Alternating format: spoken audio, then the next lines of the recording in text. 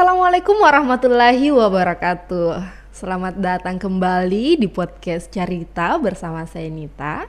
Hari ini kita kedatangan narasumber di mana kita akan membahas tentang bagaimana sih kependudukan keluarga berencana di Selayar, apa saja hal-hal yang terjadi di masyarakat, serta apa saja sih program-program pemerintah untuk hal ini.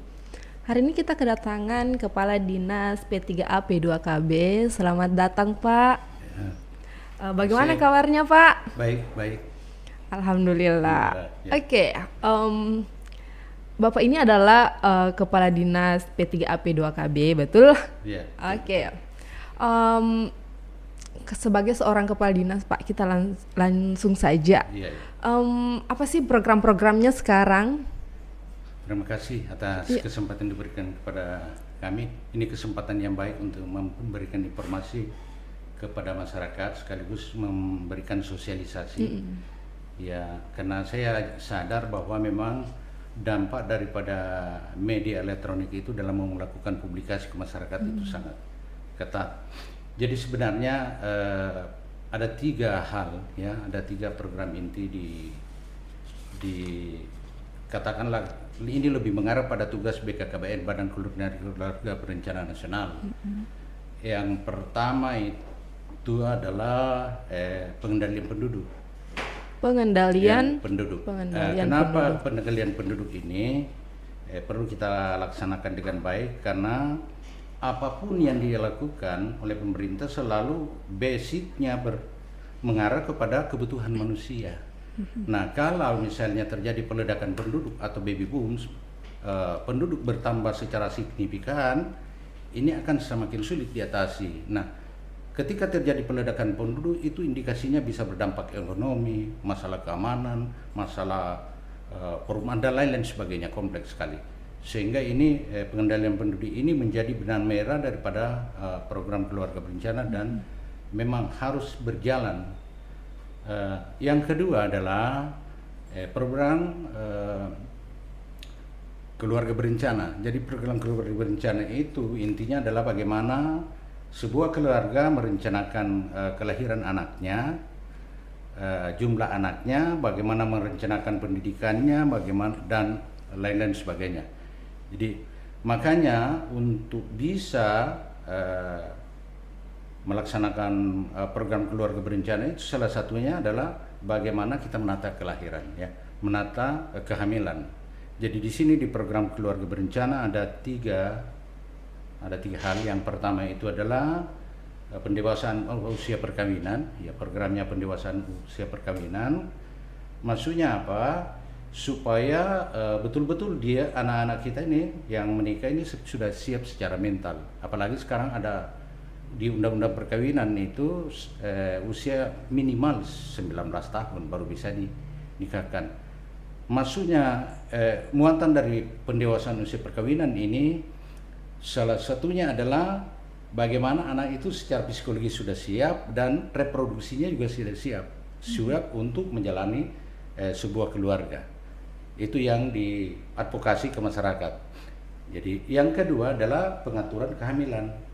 Jadi setelah mereka berumah tangga, anak-anak kita sudah berumah tangga, sudah punya pasangan, dia harus merencanakan kelahiran anaknya. Kenapa? Karena kalau dia tidak terencana, misalnya banyak anaknya, tidak terprogres, ini akan sangat berpengaruh kepada, termasuk pada ibunya juga, kesehatan ibu. Misalnya kalau dia rapat, tiap tahun melahirkan, tentu ini akan sangat berpengaruh kepada. Di samping itu juga memang pemenuhan kebutuhannya itu akan menyulitkan, bermasalah seperti itu. Makanya kita betul-betul ingin bahwa anak-anak kita setelah menikah mereka punya perencanaan.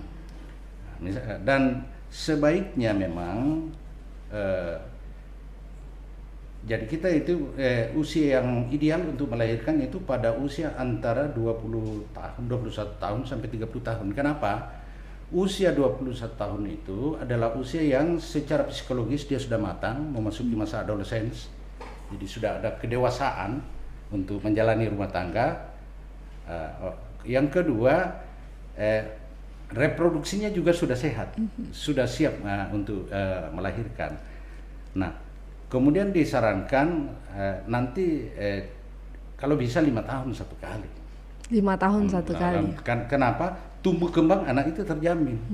Jadi mulai dari masa menyusui, masa tumbuh kembang anak, pemenuhan kebutuhan gizinya dan lain-lain sebagainya, mendidik anak, memberikan perhatian. Nah, ini semua kan bisa jalan kalau dia kemudian sesudah itu baru disarankan untuk melahirkan. Ya, melahirkan lagi kedua. Jadi kemudian kalau dia di atas 30 itu risiko tinggi kalau dia mau melahirkan, kan susah karena mulai melemah otot-otot perut juga makanya biasanya banyak yang harus melalui bedah sesar ya, dia harus di sesar karena rahimnya, otot-otot rahimnya tidak mampu lagi mendorong. Nah, itu jadi untuk pengaturan kehamilan inilah pengaturan anak ini, kelahiran anak ini, itulah diperlukan program keluarga berencana yang namanya family planning, kita akrab dengan itu, dengan disarankan untuk menggunakan alat kontrasepsi. Jadi ada banyak pilihan yang kita bisa gunakan. Ada namanya jangka pendek, ada jangka menengah, dan ada jangka panjang. Kalau jangka pendek itu seperti pil, kondom, ada juga suntikan dan lain sebagainya. Kemudian ada yang misalnya jangka panjang itu menengah, seperti misalnya yang kita biasa gunakan itu adalah IUD, alat atau implan. Ini kalau implan, kalau sekarang sudah ada yang 2 tahun ya.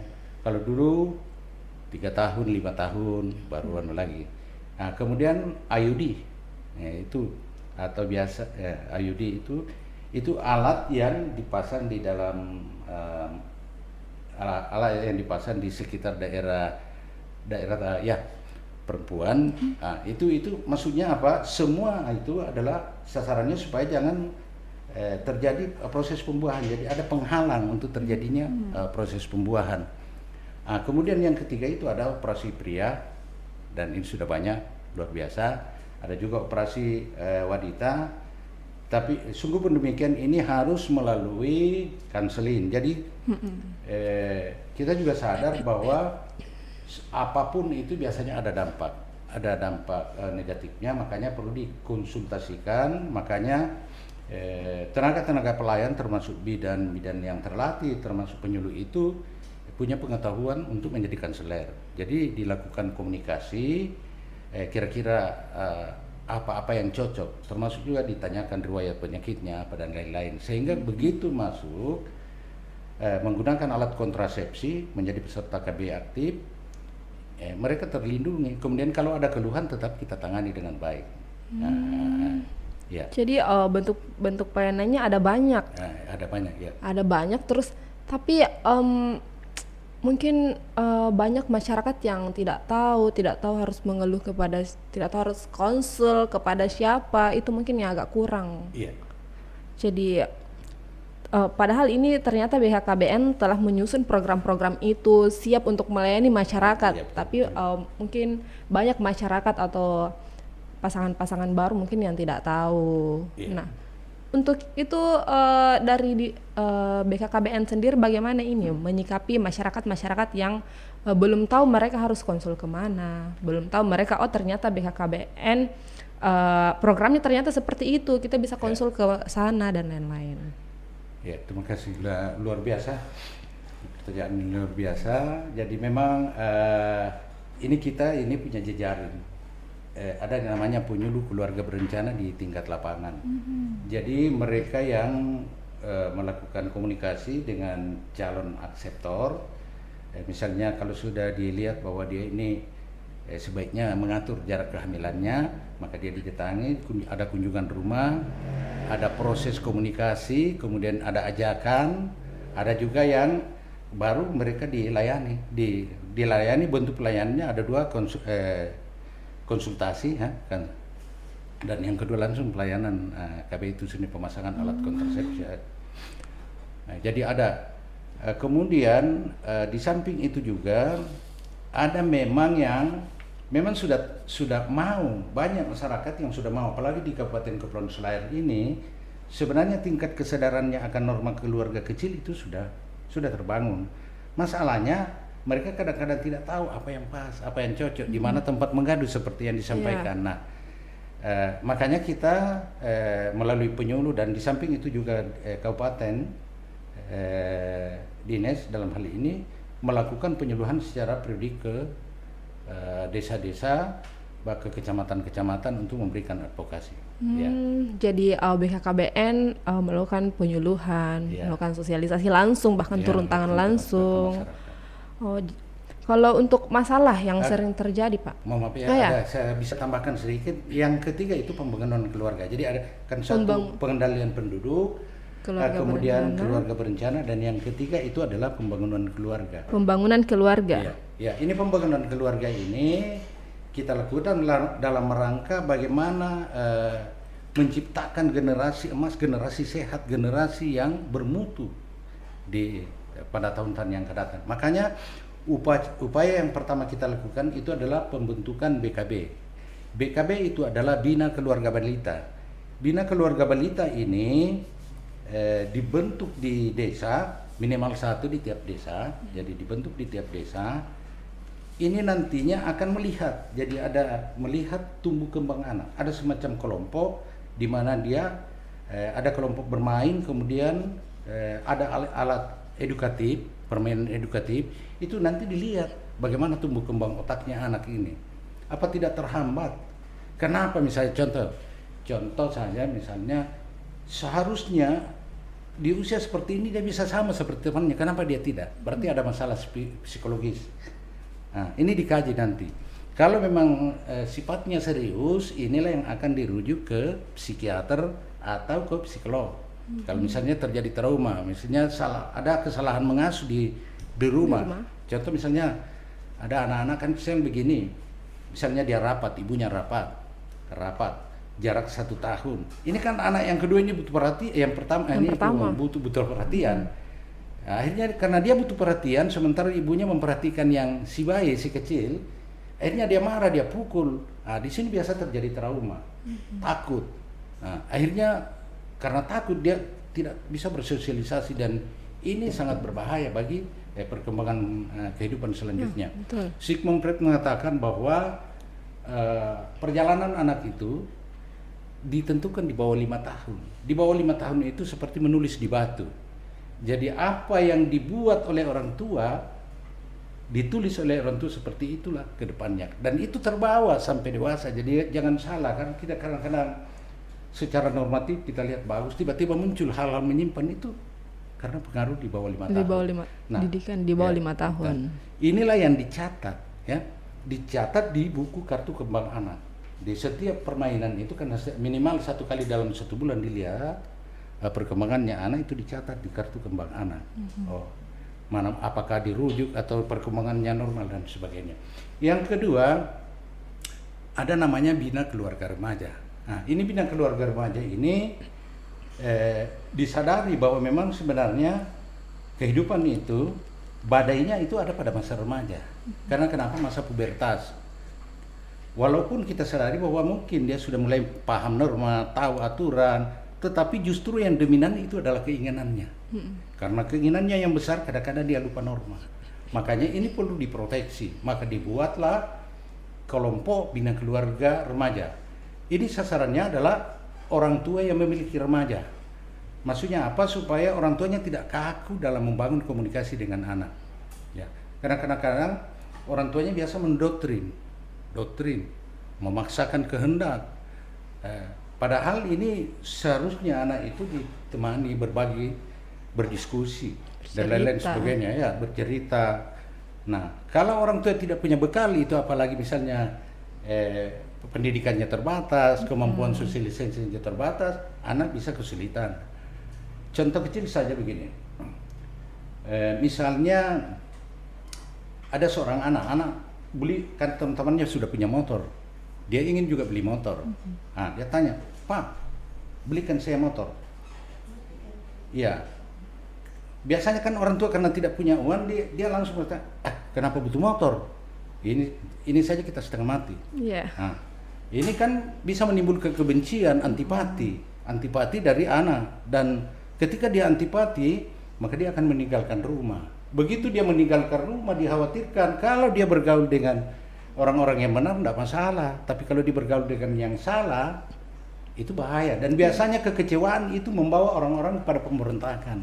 Nah, makanya sebaiknya orang tua begini, memanggil anaknya, kan, panggil anak, sini nak, sebenarnya saya ingin membelikan kamu motor, cuma kalau dihitung-hitung coba ya, penghasilan saya hanya sekian, kamu kebutuhanmu sekian, adekmu sekian, kebutuhan makan minum kita, kebutuhan transportasi dijelaskan. Tapi sungguh pun demikian, kalau kamu menginginkan, ya apa boleh buat, terpaksa kita hidup dalam keterbatasan.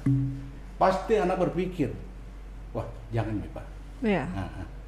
Ya. Jadi itu mencoba di bina keluarga remaja ini bagaimana memposisikan diri sebagai orang tua sekaligus mengerti masalah posisi remaja, ya, yang karena mereka sensitif. Iya. Yang kedua, yang di samping itu juga di bina keluarga remaja ini kita namanya PIK remaja ya, Pusat Informasi dan Konseling Remaja. Ini Pusat Informasi dan Konseling Remaja, maksudnya adalah mencari pendidik sebaya. Jadi dari kelompoknya sendiri cari orang yang terbaik, yang punya pengalaman yang positif, bisa bergaul di masyarakat, menghasilkan prestasi. Ini yang dilatih menjadi seorang konselor.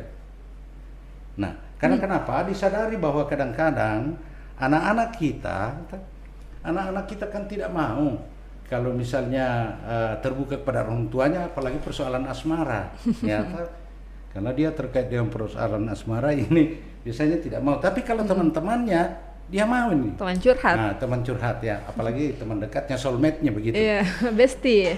Ya. Nah, kalau dia di situ, dia misalnya, oh tadi malam, contoh saja ya, tadi malam saya dicium teman, dicium Kak. Ini kan dia cerita ke temannya, temannya yang kebetulan memang sudah diberi pembekalan sebagai pendidik sebaya, sebagai konselor, dia bisa memberikan tips seperti ini. Dia bilang, ya bisa-bisa saya, tapi hati-hati. Karena kalau kau tidak hati-hati, ini masa depanmu bisa hancur kalau berkelanjutan. Kau akan terhenti sekolahmu, misalnya, akan terhenti sekolahmu. Kemudian sesudah kau menikah, untung-untung kalau pria itu punya kemampuan ekonomi, kalau tidak, dan lain-lain sebagainya, dan lain sebagainya. Jadi ini kita dan ini di sekolah-sekolah, di SMP, di SMA, di SLTA itu sudah banyak kelompok, ada berapa kelompok itu. Ya, jadi kalau PIK remaja itu ada 46, ada 46. Sekarang kelompok, sudah 46 di Selayar. Iya. Ya, kemudian setelah itu ada namanya bina keluarga lansia. Ya. Oh, lansia. Ya, jadi pasca ya. Jadi kalau sudah itu kan ada begini, kita sadari di Indonesia, disadari bahwa siapapun itu rata-rata orang-orang Indonesia ingin menutup matanya yang terakhir di samping anaknya ya. Yeah. Dia selalu ingin menutup matanya. Sementara kan ada pola asuh orang tua jompo di barat kan berbeda dengan kita. Namanya panti penitipan. Panti jompo. Panti jompo ya. Nah, dititip di sana menderita sendiri. Rindu, menahan rindu apa dan lain-lain. Kadang-kadang kan biasa terjadi cilok, cinta lokasi di antara sama-sama orang tua, saling berbagi walaupun jadi orang yang lansia karena juga mereka butuh perhatian kan. Banyak kemungkinan cinlok juga. Cinlok bisa jadi karena butuh perhatian. Nah, disadari itu maka Indonesia, pemerintah Indonesia ada melalui BKKBN itu ada namanya kelompok lansia. Maksudnya ini apa? Kelompok lansia ini dibentuk untuk menempatkan orang tua sebagai orang yang masih memiliki potensi yang besar, karena dia masih memiliki potensi yang besar dan bisa di setiap saat mereka bisa bermain di tempat itu, bisa bercurhat dengan teman-temannya, bisa misalnya mengerjakan pekerjaan-pekerjaan yang masih bisa dilakukan seperti yang kita bentuk di desa, salah satu desa di Kecamatan Bentomanai, Desa Kaburu. Itu ada. Jadi kelompoknya itu membuat atap dari daun kelapa, dia jual dan lain sebagainya. Tapi sebenarnya yang kita inginkan itulah bagaimana mereka merasa berarti, dengan aktivitasnya itu. Jadi ini dari balita, remaja sampai lansia, ini dari BKKBN sendiri, satu desa sudah ada. Ada kelompok ya. Jadi Ya. semua desa di Ya. Kepulauan Selayar sudah punya. Ya, ya. Jadi ada juga yang belum, tapi umumnya kita sudah persentasenya sudah mencapai 80%. Jadi kalau BKB itu berjumlah 79, nah, 79 kan 86 desa, jadi belum semua. Kemudian BKR-nya berjumlah 54, kemudian BKL-nya Bina Keluarga Lansia 52, PIK remajanya 46, dan ada lagi namanya UPPKA. Kalau UPPKA itu yang seperti apa, Pak? Upaya peningkatan pendapatan keluarga akseptor. Akseptor. Jadi kan begini nih, ibu-ibu yang jarak anaknya kan tidak terlalu rapat, dia punya kesempatan untuk bekerja, bisa membuat kegiatan home industry. Seperti di Padang, di pembuatan terasi itu ada namanya kelompok UPPKA di sana sudah ada. Kemudian ada juga di desa, saya lupa ini, desa di Patilereng, Patilereng. pembuatan PCO. Nah, jadi dia waktu luangnya itu yang digunakan untuk membantu keluarga agar bisa menambah pendapatan keluarga. Menambah pendapatan keluarga berencana jalan, pengendalian jalan. Iya. Jadi satu kegiatan programnya 3 ini langsung. Ya menyentuh masyarakat itu. Nah, inilah yang kita lakukan secara garis besarnya, inilah yang kita lakukan dari tahun ke tahun. Dan sekarang sudah 80%. Ya, artinya ini kelompoknya sungguh pun demikian, kita sadari bahwa dari semua kelompok ini tidak semuanya berjalan dengan, masih banyak kendala-kendala, butuh penggerakan, masih butuh sosialisasi. Makanya kita menggandeng kerjasama dengan PKK, jadi ada MOU dengan PKK Kabupaten Kepulauan Selayar dalam rangka pembinaan kelompok kegiatan ini. Ya, jadi sudah ada dan tiap tahunnya kita lakukan evaluasi.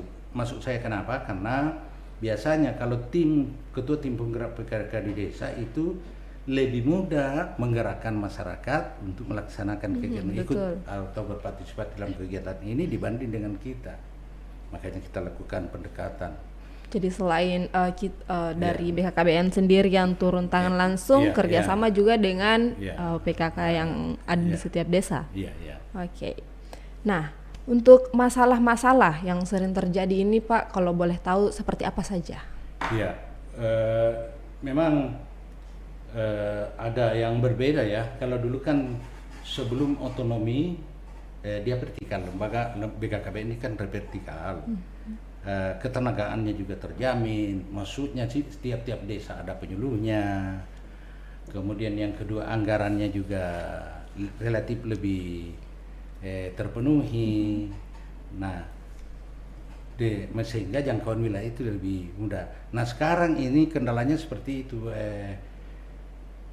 Jadi masalah ketenagaan ini masalah spesifik. Masalah ketenagaan, dari 86 desa kita hanya punya 32 penyuluh. 32 penyuluh itu pun hanya 16, kalau saya tidak salah 16 orang yang PNS. Artinya yang PNS pegawai negeri sipil ini terjamin kehidupannya. Selebihnya itu kontrak daerah. Kontrak daerah itu gajinya hanya ya 300-an, 400-an, dan ini tidak memungkinkan untuk melaksanakan tugas dengan baik. Coba bayangkan kalau dengan 300.000 itu bisa apa? Apalagi kalau karena kita secara geografis ada yang di pulau itu satu desa misalnya 3 pulaunya, bagaimana itu biaya operasionalnya? Satu kali saja jalan itu dengan 300.000 sudah selesai karena sewa angkut apa dan lain-lain. Ini masalahnya, sehingga ini sangat berpengaruh terhadap kinerja kabupaten, terutama pada pendataan keluarga ini. Ya itu yang karena kekurangan tenaga itu keterjangkauan kita ke pulau-pulau ya agak, walaupun ini hanya artinya verifikasi saja. Jadi itu pendataan dilakukan 1 kali dalam 5 tahun, selebihnya update data itu tiap tahun. Nah, ini dengan kondisi ini memang sangat memberatkan kita. Idealnya ya tiap desa itu satu Hanya penyuluh, satu. satu penyuluh. Maka seperti yang waktu pada saat-saat vertikal. Nah kalau itu jalan maka ya insya Allah program ini akan jalan dengan baik. Kenapa? Karena memang dipersyaratkan bahwa penyuluh itu harus bertempat tinggal di desa dan 1 kali 24 jam. Sehingga ketika ada persoalan-persoalan terkait dengan masalah program keluarga berencana bisa menanyakan langsung. Dan di samping itu juga nanti kita bisa turunkan pembina wilayah kalau cukup uangnya atau masalah penganggarannya. Berarti masalahnya lebih ke tenaga kerjanya yang kurang, terus anggarannya juga yang kurang. Kemudian peralatannya juga. Peralatannya juga. Terbatas. Kalau waktu masa dulu itu ada namanya, kita ada di pulau itu ada dikasih kapal. Oh, dikasih. Ya, kapal kayu untuk operasional ya. Mudah-mudahan ini bisa dipenuhi nanti supaya kita lebih bisa bekerja optimal. Karena ini sebenarnya ini urusan wajib daerah non pelayanan dasar, tetapi memperkuat indeks pembangunan manusia. Ya, karena semuanya dikendalikan jadi lebih mudah. Iya. Tapi justru masalah-masalahnya sekarang kita tidak punya tenaga kerja itu, kita anggarannya juga sedikit, terbatas ya. Terbatas dan bahkan mungkin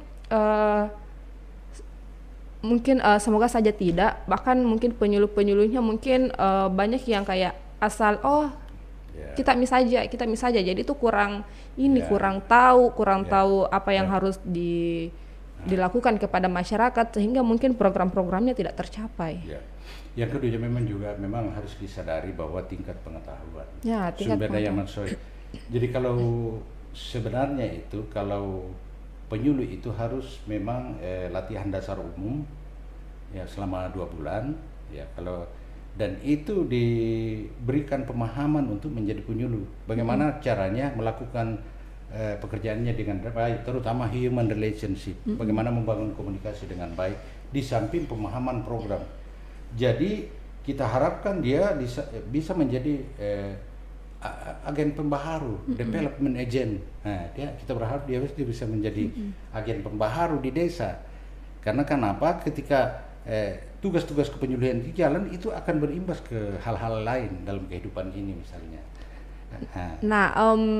Bapak sendiri sebagai kepala dinasnya, saya mau bertanya apakah orang-orang yang ditugaskan untuk ke desa-desa melakukan penyuluhan itu sudah tepat? Maksudnya saya bertanya ini agar nantinya kita tahu programnya mungkin bukan lagi kurangnya dari dinas ini karena mereka sudah melakukan hal-hal tersebut dengan benar.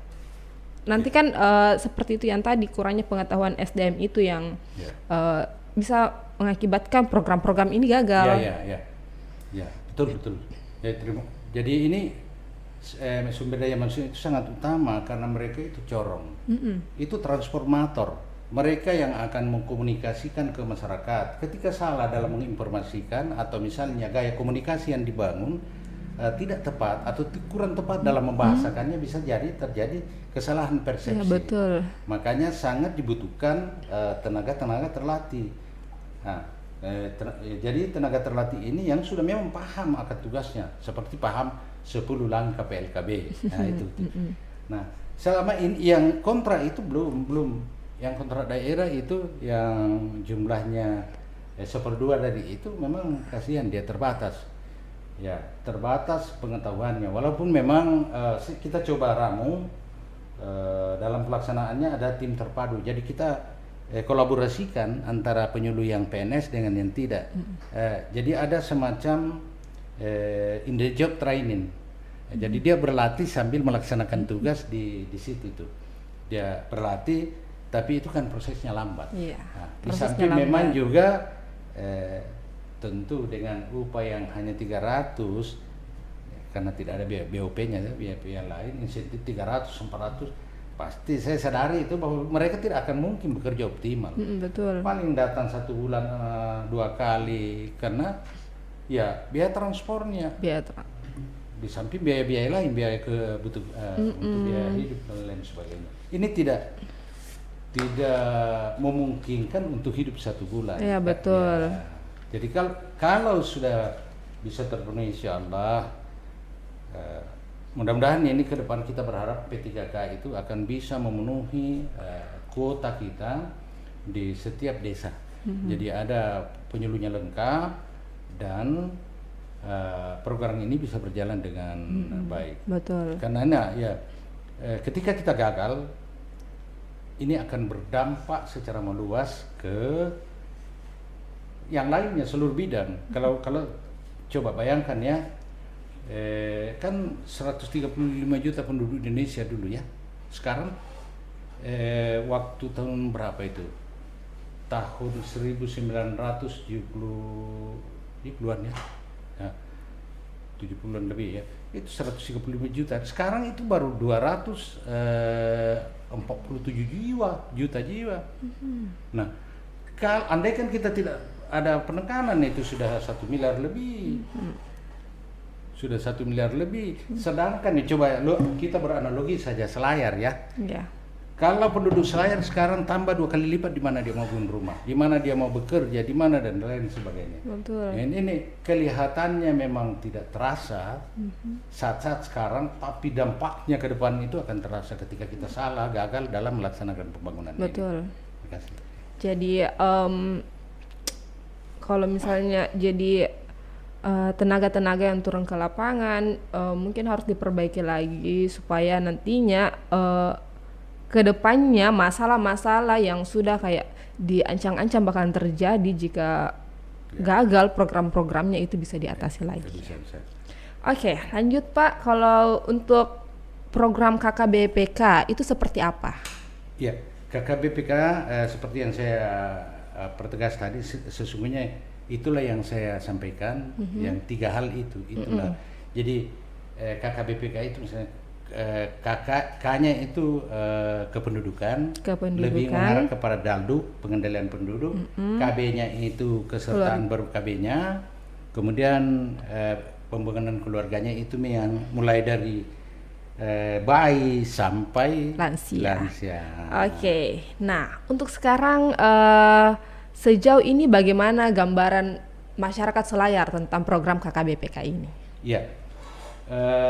Sebenarnya kita di Kabupaten Kepulauan Selayar ini untuk jadi kita pecah ya menjadi 3. Yang untuk Dalduknya cukup bagus. Laju pertambahan penduduk kita terendah di Sulawesi Selatan. Terendah di Sulawesi Selatan kalau laju pertambahan penduduk.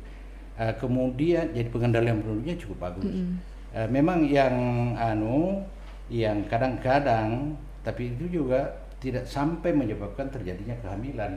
Tidak terjadi pertama. Kadang-kadang kan biasa ada ibu-ibu yang ber-KB kemudian berhenti lagi, baru ber-KB lagi. Ini juga kan kendala. Ya, mau kita intens itu supaya jangan karena boleh jadi di sela-sela itu bisa terjadi kehamilan yang tidak direncanakan, kan? Betul. Nah, itu yang kemudian untuk terkait dengan pembangunan keluarga ini ya kalau kelembagaannya sudah cukup memenuhi persyaratan walaupun belum 100%. Cuma memang ini aktivitasnya yang perlu didorong. Dan untuk mendorong kegiatan ini, karena kita sifatnya lembaga koordinatif, ini memang perlu dibantu oleh pihak lain.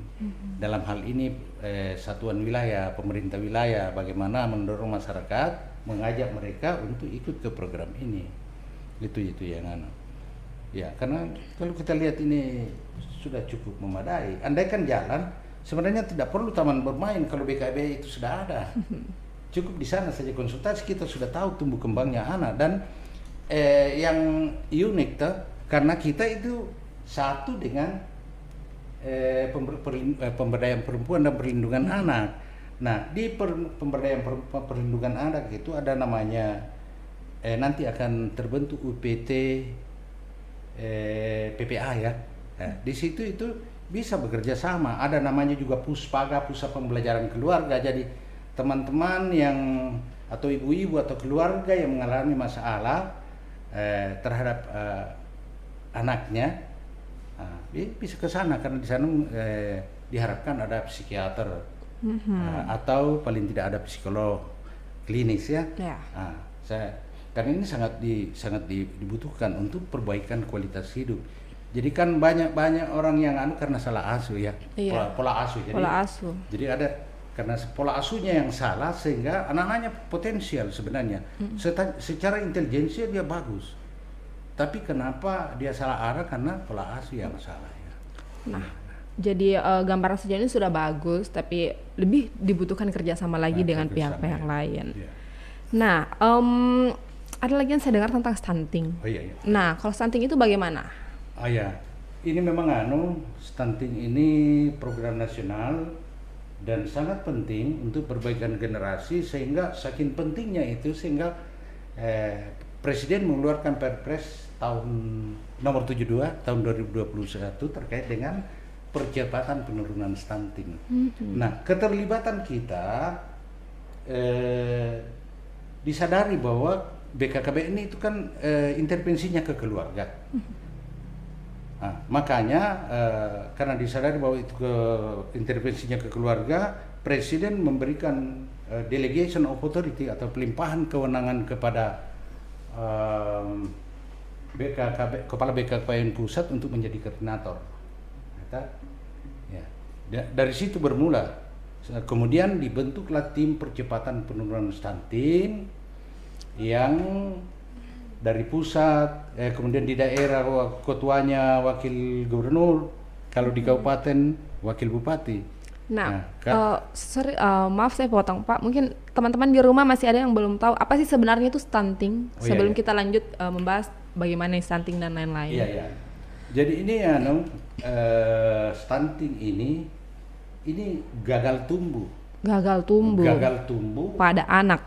Terjadi gagal tumbuh pada anak akibat kekurangan gizi kronis, yang bisa menyebabkan pertumbuhannya terhambat, dan tumbuh kembang otaknya juga terhambat. Jadi belum tentu orang pendek itu stunting, karena banyak juga orang pendek ya pintar ya. Kalau kita lihat seperti Napoleon Bonaparte kan pendek. Banyak Pak Presiden, Pak Habibie juga pendek, tapi mereka pintar, jadi mereka tidak termasuk stunting. Karena otaknya bagus. Inilah ya.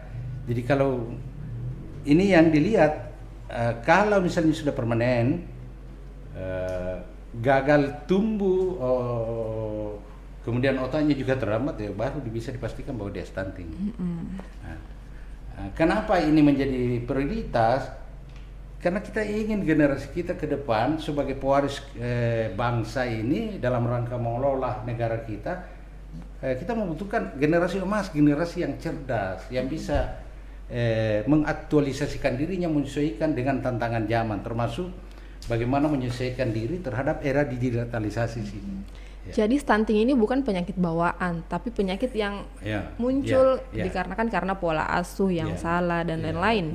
Jadi yang kita perhatikan di BKKBN ini ada 3 hal ya. Yang pertama itu adalah calon pengantin. Calon pengantin itu 3 bulan sebelum mereka menikah sudah harus periksa kesehatan. Jangan sampai ini calon ibu ini ternyata memiliki gangguan gizi kronis, atau ada penyakit, atau misalnya narkoba, atau suaminya pecandu narkoba dan lain-lain. Ini diperiksakan. Setelah itu baru keluar rekomendasi bahwa dia bisa menikah atau tidak. Jadi di situ kita sudah lihat memang kalau misalnya tenggang waktu 3 bulan itu ya, dia berobat terus, setelah sehat nikahkan. Jadi kemudian setelah hamil, jadi begitu begitu terhenti haidnya, ini ibu sudah harus betul-betul diperhatikan. Jadi diperhatikan gizinya, diperhatikan psikonya. Suaminya ya harus mau berkorban, karena yang akan dilahirkan ini adalah dagingnya, generasi penerusnya. Bagaimana menjaga perasaan istrinya supaya jangan stres, karena kalau sempat stres, kalau perlu membantu pekerjaan-pekerjaan yang bisa dilakukan, karena biasanya pada saat ngidam ya kan macam-macam keinginannya. Mereka kadang-kadang tidak bisa bangun, tidak apa-apa kita mengurus istri. Yang salah kalau istrinya orang yang diurus kan. Jangan sampai. Jangan sampai kan istri sendiri. Yang kedua, gizinya diperhatikan. Ya. Bahkan sebelum menikah. Ya artinya ini cacing juga sudah diperhatikan. Tapi ini gizi pada saat dia hamil ya. Oh, gizi pada saat dia hamil. Jadi ada kalau dulu ada namanya 4 sehat 5 sempurna, sekarang B3 berimbang bergizi beragam. Kalau di PKK namanya B2SA, casingnya seperti itu ya. Tapi intinya adalah pemenuhan gizi yang dibutuhkan oleh istri. Kalau perlu kasih minum susu. Jangan kebanyakan bapaknya di warung kopi minum susu terus, sementara anaknya kan tidak diperhatikan. Nah, nanti setelah secara psikologis ini bagus, tenang dia dan gizinya terjamin, insya Allah anaknya lahir dalam keadaan sehat, berat badan lahirnya akan sehat. Jadi stunting ini bahkan pada saat lahir langsung bisa divonis ini anaknya stunting dan berpotensi untuk stunting. Kalau di berat lahirnya terbatas, berat lahirnya rendah, ya ini berpotensi untuk stunting. Ukuran badannya juga pendek, berpotensi untuk stunting. Nah, kemudian sesudah itu ya kita intervensi lagi. Jadi ada intervensi pada saat dia menyusui. Diupayakan bahwa ASI, air susu ibu sampai 6 bulan itu kan biasanya kan kita tambah-tambah macam-macam lah sehingga menimbulkan penyakit, mengganggu pertumbuhannya anak. Padahal gizi yang paling sempurna itu adalah gizi ibu. Kandungan gizinya cocok untuk anak. Kalau sapi tentu ya gizi untuk sapi juga. Cuma kan kadang-kadang begini ya perilaku kita di masyarakat kan latah. Dia lihat ada promosi susu yang bagus, dicobakan pada anaknya. Padahal lebih sebaik-baiknya makanan untuk anak itu adalah air susu ibu. Nah, kemudian baru diberikan makanan tambahan setelah 6 bulan sesuai dengan kebutuhannya dan diukur pertumbuhannya. Ini makanya setiap bulan itu disarankan ke posyandu, pos pelayanan terpadu untuk timbang periksa, dan di sana itu ada namanya KMS, kartu menuju sehat. Itu akan nampak apakah dia garis merah atau di bawah garis merah. Itu kalau di garis merah itu bahaya, itu kekurangan gizi, kekurangan gizi. Ini bisa dirujuk.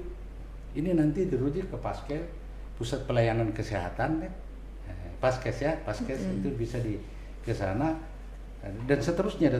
Seperti itu dalam penanganannya. Jadi balitanya ini diperhatikan. Kemudian selanjutnya juga pada usia 3 tahun juga tetap dilihat apakah pertumbuhannya normal. Karena kenapa? Bawah 5 tahun ini sangat menentukan perjalanan anak ke depan. Oke Pak, nah setelah stunting ini kita sudah bahas, ada juga saya dengar tentang program Kampung KB. Saya biasa lihat banyak di jalan-jalan itu, lorong-lorong KB dan lain-lain. Itu bagaimana itu Pak? Ya, jadi Kampung KB itu sebenarnya untuk fungsionalisasi 8 fungsi keluarga. Jadi bukan cuma kita sebenarnya. Cuma memang dipersyaratkan bahwa yang menjadi Kampung KB, karena tidak semua bersyarat, diutamakan itu yang kesertaan berkabinnya rendah, kemudian tertinggal, ya, terluar, artinya kemudian tingkat kesejahteraannya juga terbatas, fasilitasnya juga terbatas. Itu yang dijadikan sasaran untuk dijadikan Kampung KB. Kampung KB ini maksudnya adalah bagaimana program KB itu bisa jalan secara umum ya, program KB secara umum, dan juga bagaimana peran lintas sektor di dalamnya. Karena kenapa? Di sana itu ada namanya Pokja ya, jadi pengurus di situ yang mengurusi Kampung KB itu. Jadi namanya dan terdiri dari beberapa seksi. Jadi seksi itu berdasarkan berdasarkan 8 fungsi keluarga. Jadi mulai dari fungsi ketuhanan, ada namanya ya yang Pokja itu yang mengurusi itu masalah keagamaan. Yang kedua masalah cinta kasih misalnya. Oh jadi Jadi ada 8 fungsi di situ. Ada juga masalah perlindungan, masalah sosial budaya ada di dalamnya itu. Jadi ini siapa saja yang punya tupoksi sesuai dengan itu dari OPD yang ada di kabupaten itu bisa merancang, mendesain programnya. Termasuk ya misalnya masalah fungsi ekonomi.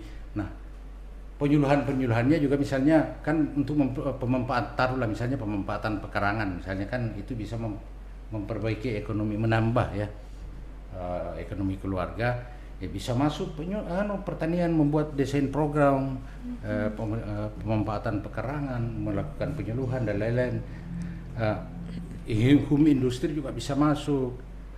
Jadi kampung KB ini kampung-kampung yang memenuhi syarat. Dan salah satu syaratnya itu mungkin karena mereka tertinggal dan lain-lain.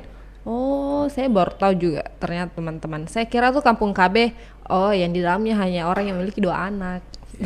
Ternyata bukan. Justru yang tidak punya 2 yang anak tidak punya menjadi sasaran ya. Nah, itu dia makanya karena beberapa saya lalui lorong-lorong KB, kampung KB itu saya sama teman-teman, kenapa ini namanya kampung KB, baru banyak-banyaknya anaknya. Ternyata pemilihan kampung KB itu justru orang-orang yang memiliki lebih dari 2 anak. Itu yang artinya diadvokasi, diberikan penyuluhan supaya mereka bagaimana caranya lah supaya ikut program KB. Ya, betul. Oh, baru tahu. Dan bahkan itu juga yang terakhir itu ada fungsi lingkungan, masalah kerja bakti, kebersihan lingkungan dan lain-lain. Jadi semua bisa masuk. Makanya karena memang ini selalu ada pemikiran yang memang kurang bagus. Ketika kita bicara tentang KB maka di image masyarakat pasti kondom, pasti pil dan lain-lain sebagainya. Padahal tidak seperti itu. Padahal tidak sangat seperti luas, itu. Sangat luas termasuk di dalamnya ini. Makanya untuk mengantisipasi supaya jangan terkesan bahwa ini sektoral, makanya Kampung KB itu berubah nama, berubah nomenklatur menjadi kampung berkualitas. Oh, jadi ketika kita bicara tentang kampung berkualitas, maka seluruh unsur-unsur bisa masuk di dalamnya dalam rangka penguatan 8 fungsi keluarga. Ya, saya rasa ini yang dapat saya sampaikan di dan saya sangat berterima kasih kepada Lembang TV karena secara langsung kita bisa melakukan promosi, sosialisasi sekaligus penyuluhan kepada masyarakat tentang keberadaan program kita sehingga dapat memperbaiki image masyarakat terhadap program kita. Demikian, Assalamualaikum warahmatullahi wabarakatuh. Waalaikumsalam warahmatullahi wabarakatuh. Oke, terima kasih banyak Pak sudah berbincang-bincang dengan kami mengenai bagaimana kependudukan dan keluarga berencana yang baik itu seperti apa, karena kita tahu bahwa sebelum menikah, setelah punya anak hingga lansia itu diurus, bahkan ada penyuluhan tersendirinya. Nah, ini sangat penting karena pertumbuhan ini juga sangat berkaitan erat dengan kualitas SDM kita nantinya. Oke, terima kasih banyak Pak. Semoga ngobrol-ngobrol santai kita ini membawa dampak positif untuk teman-teman yang mendengar, untuk calon-calon ibu, untuk calon-calon keluarga di teman-teman di rumah. Terima kasih banyak Pak sudah hadir di sini. Saya ucapkan sekali lagi, dan untuk teman-teman di rumah semoga video ini bermanfaat. Jangan lupa untuk di-share ke keluarga kalian, ke teman-teman kalian yang mau menikah dan lain sebagainya, bahwa kita ini punya dinas yang dapat kita jadikan tempat untuk melakukan konsultasi sehingga dapat membuat kita mempunyai keluarga yang lebih berkualitas. Oke, terima kasih. Wassalamualaikum warahmatullahi wabarakatuh. Makasih banyak.